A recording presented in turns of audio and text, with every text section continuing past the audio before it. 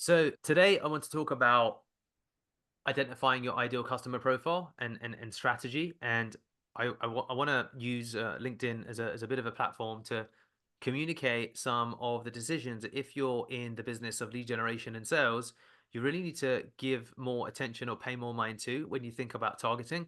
So just to very briefly, for the sake of the audience, I'm going to assume that you're informed and we'll talk about some of the fundamental, let's call it basics of targeting. So one of the typical things that you'll do is, depending upon your niche, as a lead generation business, we'll look at things such as size of company, potentially revenue, potentially headcount, potentially so industry. That within that, for example, you've got job titles, and that might be to some degree as far as you'll go when it comes to targeting. So this is to if you're not discovered that, then these are broadly speaking all options within, for example, LinkedIn Sales Navigator, and they're also mental options that you navigate as you either make cold calls or you receive inbound inquiries, and you profile. You look at a company's key points, you look at an individual's points within that business, and you make decisions about how you'll navigate, operate, communicate with that said person. So within that, some of the key things that are sometimes forgotten when it comes to targeting, and this is where the nuances become important. So the first thing, of course, is the ability to act upon something that you might communicate to them. So this is to a degree something that we don't always initially consider. So what I mean by that is that the people who make the buying decisions aren't potentially the people who sign the checks. So that's the first distinction, right? So you'll have, for example, the head of procurement within a company that makes big purchase orders, if it's manufacturing, if it's taking on new suppliers or vendors, but they might not be the people. Whilst they might be the people that approve the final, for example, vendor onboarding, if you're an agency trying to sign up to a company, the person who might give the approval is the marketing director. So because there's two different avatars within a company and there's two different routes to potentially the same end goal, you need to focus upon the person who gives the verbal decision, who says, I approve, please go ahead and let's get this signed off. And sometimes, of course, it's one and the same person. So the head of procurement and the person who is the marketing director. At smaller companies, these roles tend to merge, and at bigger companies, they tend to diverge. So smaller they merge, bigger they diverge. Smaller they merge, bigger they diverge. And it's really, of course, important to know these roles and to understand who people are. But let's then take it further still, because to a degree, there's an argument as we peel back the layers that some of this stuff is logical. Okay, so as you go smaller, individuals carry multiple hats. As you go bigger, individuals carry disparate hats, and therefore there tends to be more complex buying cycles, more complex decision making cycles, and therefore more people that you need to get involved or on board. Now, with that in mind, one of the things that also tends to happen as you grow, your pool of people might also grow. But then what happens is that people tend to get lazier with the messages that they send. And I see that coming up all the time, that you mix ultimately multiple decision makers or multiple sizes of company within one type of messaging. And you don't always, when it comes to targeting and thinking about the different types of targets, that not only are there ultimately different decisions at bigger companies, there's of course different needs depending upon different sizes of companies. So the things that a head of procurement at a 50-person company might deal with is very different at a 5,000-person company. We don't clearly make these distinctions enough. We don't clearly segment all of the different matrices when it comes to targeting. But if you take that time to do that work up front, you can then begin to delineate the different types of copy or stylistic messaging that people reply to. So just being aware that that's a thing, because what would typically happen when you think about targeting is that you think, right, it's head of procurement. I know what they think about, but no one bothers to understand the nuances. And the irony is that finding out the nuances is probably not that difficult. These days, it's the difference between a chat GPT prompt, right? How do the buying decisions in this industry change from a 50-person company to a 500-person company where I'm targeting the same decision maker? What is different about that? And then all of a sudden you can differentiate your messaging, and that can be the difference on LinkedIn between really hitting ultimately someone's needs versus talking to them at a level that they've blown past. So it's like talking to the founder. A simpler example, the founder of a company is a marketing agency. We run a marketing agency. Clearly, the needs that I had when I was at $10,000 a month, so the needs where we're at now, let's say, hovering around $100,000 a month, my needs are different. Don't send me the same message as when we were at a $10,000 a month level. Does this make sense, guys? That whilst I might be founder, and typically the idea is, well, I send founders these messages because they have these same... No, they don't. So that logic applies as you go through the different levels and layers. And then as you expand that logic out, when you think about targeting, it then also trickles its way down to every piece of your marketing messages, every piece of your communication. So we're thinking now, different needs, if you think about it, equate with different buzzwords. Are those buzzwords present in copy on your LinkedIn profile, copy in your messaging, copy in your pitch, copy in fundamentally your follow-up emails? And what people do is they tend to negate personalization or developing individual ICPs because they try and throw volume at the problem. And it's not volume that we're optimizing for. We're optimizing for quality of reply, quality of lead. So what will often happen with LinkedIn, with cold calling, with cold email, is people say, let's just send 1,000 emails a day. But when done with intelligence, you can send 5 emails a day and maybe generate 2 replies, 1 reply, if done with enough intent and enough meaning. And what's interesting is that 80% of that work you can do once and do up front, because probably most people don't bother to ask the questions of, well, how does a founder at this level, that level, this level, that level differentiate in terms of their decisions? What does that mean in terms of how my ICP changes when the job title's the same, but then there's just other variables that change? What's the difference between a founder at a $10 million a year company who has 500 employees versus a founder at a $10 million company who has 50 employees? What does that speak to in terms of their profitability? What does that speak to in terms of their marketing budget? What does that speak to in terms of their business model or how things might be different? And I'm pretty confident, Saurabh, we're not even thinking about these things when it comes to our targeting. We've not even, and again, I repeat, some of this work can be done up front, because once you just begin to distinguish these areas, you can then build better buzzwords and build better vocabulary and build better messaging and build better targeting. But it comes from understanding what are all of the possible nuances within targeting.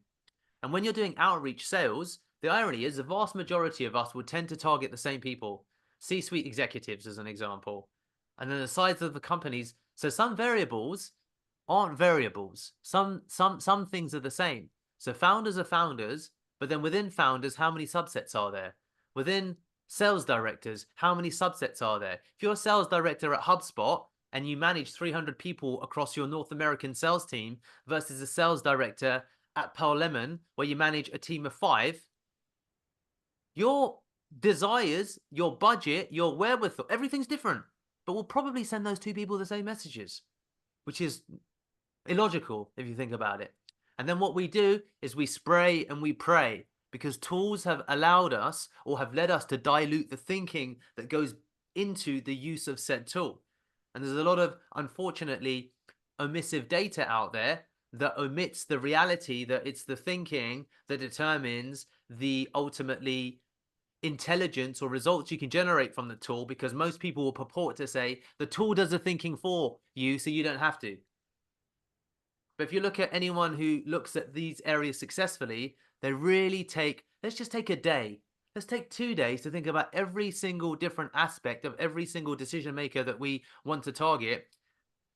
And let's think about what that means for the way that we target people. Maybe we build lists of 20 now when we do our cold emails. Maybe we send super personalized emails. Most of us are not prepared to even test because it takes time. And again, as we discussed in other meetings, the result can sometimes be offset because you need to run 10, 20 different tests to then discover, what is the key to success here. But the level of testing until you find your jackpot should be significant. And then you minimize testing once you find a procedure that seems to consistently work.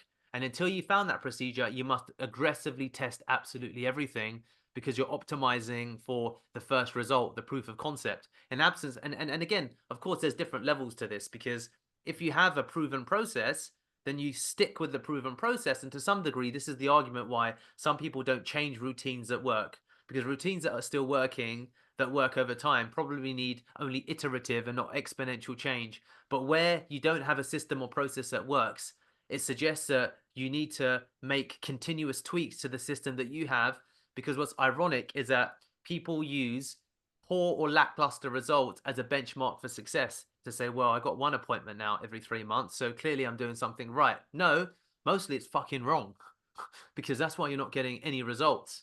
And most people have poor benchmarks. So again, going back to targeting and thinking about the different nuances, we've got the obvious ones as we spoke about, which is job title, industry, niche, language. But again, it goes deeper, doesn't it?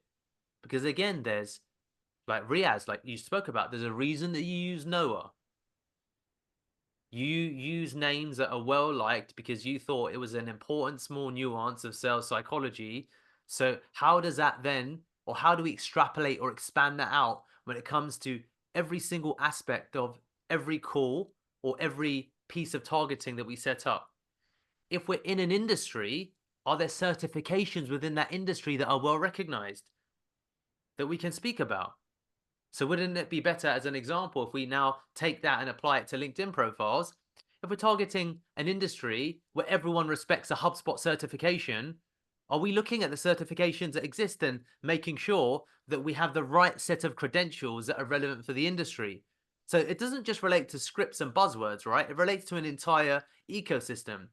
Because if I'm approached and I'm a marketing agency, I want to see the person who's approaching me understands SEMrush, understands Ahrefs, understands HubSpot.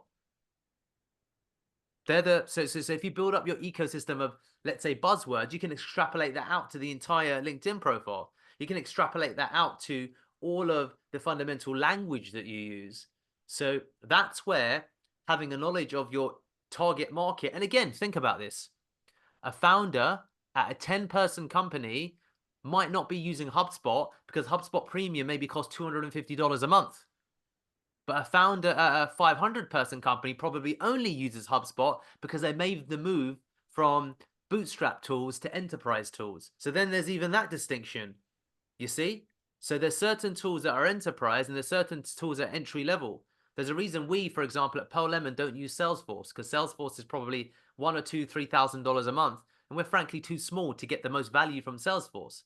So someone came to me and used Salesforce as a credential in their LinkedIn profile, I'd already think that they're going to be too big and too expensive for my needs. Is this making sense, guys? What I'm saying?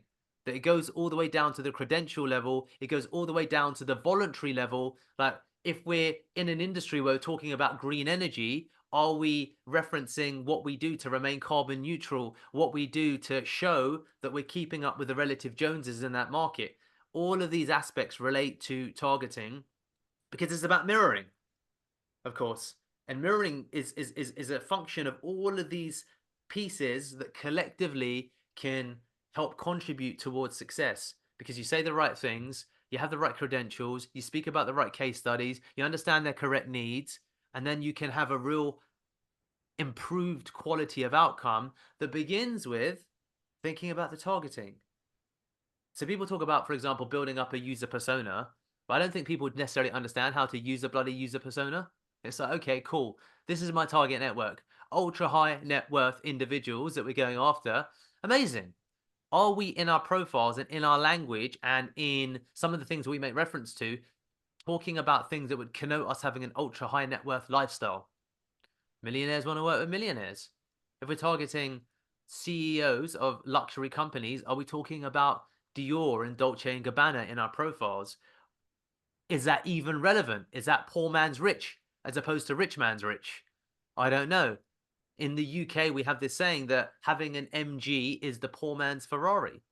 So there's levels to all of it, if that makes sense. So what you do when you understand your persona, you say, great, who are we targeting? Or who are we targeting? You say, great, we're targeting sales directors in North America who manage teams of 20 plus people. So then we need to understand what tools do they typically use? What problems do they typically experience? How does that change as we go up the levels and hierarchy of size of business? What does that mean practically that we can speak towards? Who are they talking about from a competitive standpoint? If I'm a 20-person company, I'm operating in a local market, who are my local competition versus national competition? How does that change as I get bigger? So beginning to learn some of these, especially where there's patterns. Our company's, of course, a bit unique because we have so many different targets, but there's always patterns and there's always trends. And if you find yourself, for example, saying, well, I'm contacting restaurants in central London, for example, Riyadh, with your cold calling campaign, then what are the typical decisions that they're making? What is the typical language that they use? Have I printed out a language vocabulary worksheet when I talk about front of house? FOH versus BOH, front of house versus back of house. Should I talk about maitre d' or concierge? Can I immediately, when I look at a number and understand ChatGPT, based upon these phone numbers, give me the phone numbers that I can correlate with the most expensive postcodes? Give me other things that I can use to detect nuances. Okay, now I'm calling a fish and chip shop that's in a premium area. So they don't refer to it as batter. They refer to it as breadcrumb fish, whatever it might be. There's these nuances. So just doing that right research up front can actually change a way that you then fundamentally target people. And not enough people go this deep. And as I said, and I'll repeat this again, going this deep, a lot of it you can do once, twice, 3 times. It's a painful exercise, right? But you don't need to repeat that work often because then it begins to become muscle memory to a degree. And you say, you know what? I've targeted companies of this size before. I kind of have a sense of, from memory, my learnings that you can pull over. So there's lots of ultimately transition that you can bring in. When you're starting from zero, of course it's difficult, but going from 0 to 1 is really fucking quick. Does that make sense? Going from 9 to 10 is much, much harder than going from 0 to 1, which is why it's exciting if some of this is new to you, because you can achieve competency really, really damn quick. We said the same thing we spoke about sales books. Going from 0 to 3 in every niche that you work in will give you such a massive change in your ability that it's just almost a no-brainer, because going from not learning or not knowing how to play chess to understanding the fundamentals of the rules can be done in a weekend, and the transition in your ability to play chess, to understand the nuances of targeting, is so massive that it's almost nonsensical to not do it, to not take the time to improve these particular aspects of how you target ideal prospects, and going all the way down to language, tools that they use, decisions they make, size of teams that they manage, day-to-day problems that they have. Do you speak their language? You cannot speak their language if you haven't thought clearly enough about how the targeting changes beyond the obvious. And the obvious, everyone to a degree already does, and then they stop there. Because what people do is they use LinkedIn Sales Navigator, right? And that's what pulls off for a lot of databases. And they say, great, we're targeting 200 plus size of company, 10 million plus revenue, marketing directors, and we're targeting the insurance industry. We're going to send them all the same fucking message. And it's like, well, no, there's so many levels and layers within that. There's geographical nuances. There might be differences from New York, the state of New York, to the state of Texas. They might have real different ways that they approach insurance, because maybe California, which New York is inside of, is, as I discovered from a different campaign, way more litigious. So way more court cases. So their approach to insurance in California might be different than, but people don't go that far, right? And this is the problem with tools. Tools stop people from thinking, because people say that the tools do the thinking for you, but then you become the same as everyone else and you send the same marketing messages as everyone else. And then you get lost in the void because you're not doing the additional work to really take your targeting to that next level. And the next level is all of the stuff that you don't see that sits outside of LinkedIn Sales Navigator. Any questions, guys, about that, first of all? Cool. Go ahead, Troy. There was kind of a point, and maybe I'm wrong by saying this, but you said so like the 0 to 1 is going to be very easy, but then from maybe 9 to 10 might be a little bit more difficult. Could I argue and say that going from 0 to 1 could be more difficult purely based on the fact that you don't have any experience and any knowledge? Well, so But it will feel more difficult because it's frightening to start, but your outcome will clearly be different because 0 is 0. So you're not even aware. So as soon as you become yeah, problem aware, it's that question of going from unconsciously incompetent is scary when you go from unconsciously incompetent to consciously incompetent, because then I you get what you're realize saying. there's things you're not even aware of. Yeah, And that's probably where more fearfulness comes from.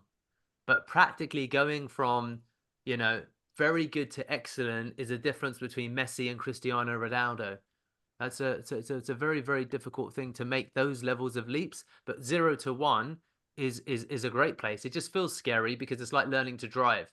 But if you practically look yeah, at it, learning to drive versus becoming a Formula One driver are completely fucking different things. And going from 0 to learning how to drive is probably scarier in the beginning than slowly transitioning up from an Indy car to a race car and all of the levels that go with it. So probably it's to do with the fear that's associated with that transition. And that's what should have happened on this call, that we went from a place of unconscious incompetence to conscious incompetence. And you realize, oh, I didn't even think about the fact that the differences in size of company and what that means to founders and marketing directors and language and even geography and local nuances and then language and then phone numbers and then this and that. And people have no mental model for it mostly. But when you begin and say, okay, I need a mental model, fantastic, because you're going to go from 0 to 1 then. Any other questions, guys? Cool, great. Let's go around and just give me people's main kind of takeaways for how you think that applies to work. Troy, go ahead. So you need to understand the company size and their problems, and you need to tailor your communication as well as your solutions according to the company size and the people and profile that you're currently dealing with. Yeah, yeah, amazing, great. It's a good elevator way of looking at it. And as you begin there, you'll then begin to unpeel the layers of the onion, so to speak, and get more and more. But absolutely, it's a good way to think about it. Who's next? So I think what I'm realizing is that there's a need to kind of like separate the lists, for example, and the calling sheets of my side. Hmm. So according to company sizes and approach them differently, Yeah, yeah. speak to them differently. Yeah. And just knowing that is so powerful, right? Because it means that, oh, I'm treating this list the same when there's so many different people within the list, even where I see founder. Yeah, and I brought to mind the fact that when I booked Interflora, for example, I mean that was like I think that was to date my most difficult close that I had. It was like an 11-minute phone call, and I think what closed it was the fact that I said to him, "But I understand that Interflora is not one company. You just representing other florists." And the guy said to me, he paused and he actually said, "You're the first person that actually got that," and I think that was like a clincher. So what you're saying is like making absolute sense, that we need to have that understanding and that grasp for every person we speak to. So Yeah, yeah, a challenge, but it's needed, I see. To figure absolutely. out how to do it. Yeah, Absolutely. At least you know the why now, and then the how is procedural. We can figure out the how, but most yeah. people often don't always have the why. So great, amazing, Riaz. Let's go to Aaron. I think even though a company or a group of people could all be working on the same thing with the same goal, they don't think the same way. And it's that extra kind of level of research that you need to put into a company or a group of companies, which can separate the results you get. So like, for example, the type of language you use in when you're sending that LinkedIn request will just trigger something in their brain that they can relate to, which will lead to you being able to sell what you're trying to sell easier. Yeah, yeah, absolutely. knowing that even people with the same title, same industry, same service can have very different outlooks and mindsets is key, and we're often unaware of it. Great, amazing. Sorry. Yeah, for me, it would be applying the same, what we discussed, the targeting nuances to the cold email and LinkedIn copies, and not only to that, to the responses that we send to the response management as well. And exactly like Arun said,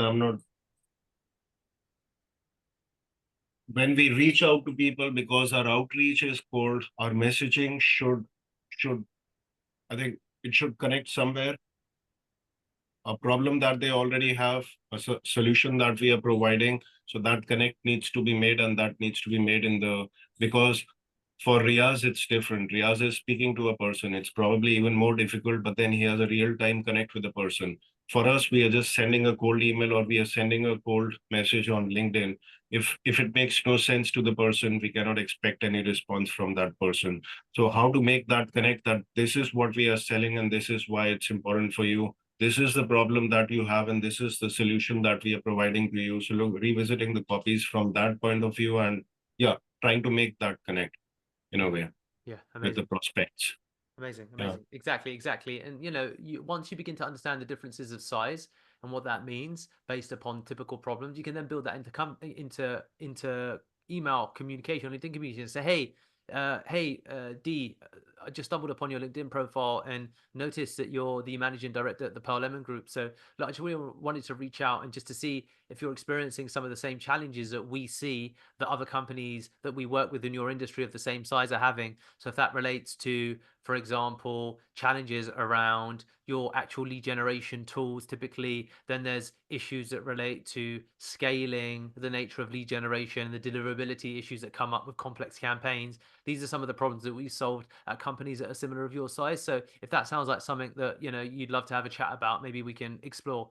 As an example, right? So they know my size, they state that, they talk about the problems that I'll experience at the size of business I am, and then all of a sudden there's more likelihood that I'll say, yeah, these are problems that are typical of our business and our size. So I think that that then, as you said, to your point also, Riaz, could then change the way that you manage. Cool, this is a founders campaign, this industry, can we segment it by 1 to 10, 10 to 100, 100 to 300? Because then I'm going to start using different language, because a 1 to 10 guy is so different to 50 to 100 guy even, and just sitting down and really thinking about those new and you and Saurabh working together collectively and saying, we need to look at how we chop up these lists and what this means, because then the approach can be different. What do we do about it? And then of course, Riaz, you've got some other work to go away and do to say, I need to start adjusting scripts now based upon these nuances, because our clients aren't going to appreciate these distinctions. It's our job, of course. Even whether our clients know it or not, it's our job to make sure that we understand these nuances. And as you said with the Interflora, everyone wants to feel like, oh, you understand my business and you understand my problems and you understand me. And we can just do some further segmenting and distinction of that. And then, as you said, Saurabh, it applies to copy, it applies to the profiles we set up, it applies to naming conventions, it applies to everything. Cool. I will take one more final takeaway that people think that they had, if anyone has one. Troy, was that you? Yeah, go ahead, dude. To make continuous changes to your model based on your benchmarks, and then obviously as you kind of smash the benchmarks, you need to kind of instill better ones and create, just so you know that you're constantly moving and you're not stagnant always. Yeah, amazing. Yeah, I think that aggressive and accelerated benchmarking, especially in absence of having a really good outcome, suggests, I think, that you need to just be aggressive with change, because if you in some respects, when you identify and optimize for all of the right metrics, it might take you 1,000 goes to then have the one perfect call, but then you say, okay, cool, that's what I need to optimize and replicate, so that it goes from 1 in 1,000 to 1 in 100 to 1 in 10. And unless you've got to an enviable position, I'm a great believer that just aggressively test, because you don't know what is working and what isn't working. So no, good, great. All right, guys, thank you. Catch you next time.